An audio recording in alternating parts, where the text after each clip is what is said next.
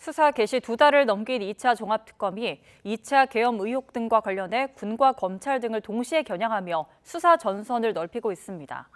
남은 기간 수사 속도와 중립성이라는 두 마리 토끼를 모두 잡을 수 있을지 주목됩니다. 박광열 기자가 보도합니다. 종합특검이 12.3 비상계엄 당시 합동참모본부 관여와 2차 계엄 시도 의혹에 대한 수사에 속도를 내고 있습니다.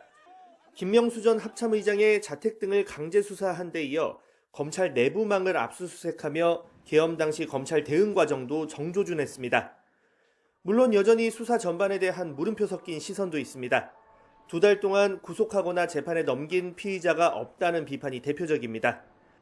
앞서 내란 특검은 수사 개시 한 달도 지나지 않아 윤석열 전 대통령에 대한 구속영장을 청구했고 13일 뒤 체포방해 혐의 등을 추가 기소했습니다. 다만 현실적 한계를 고리로 한 반론도 만만치 않습니다. 내란 특검의 당시 파견 검사 정원은 60명, 다른 3대 특검도 상황은 크게 다르지 않았습니다. 빠른 구속수사와 기소, 이후 재판 공소유지까지 자신감을 가질 수 있었던 배경입니다. 반면 종합특검의 파견 검사는 현재 13명에 불과합니다.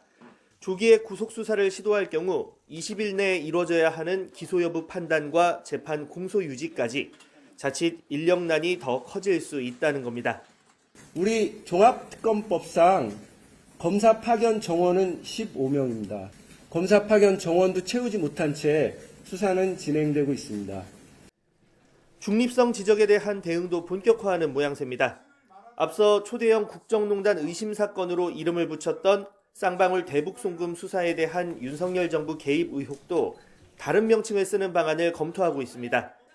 국정농단 등 수사 결과 예단에 대한 비판 여지가 있을 수 있는 측면을 빼고 수사 개입 의혹 규명에 초점을 맞추는 방식으로 중립성, 공정성 담보를 강조하겠다는 취지로 읽힙니다. YTN 박광렬입니다.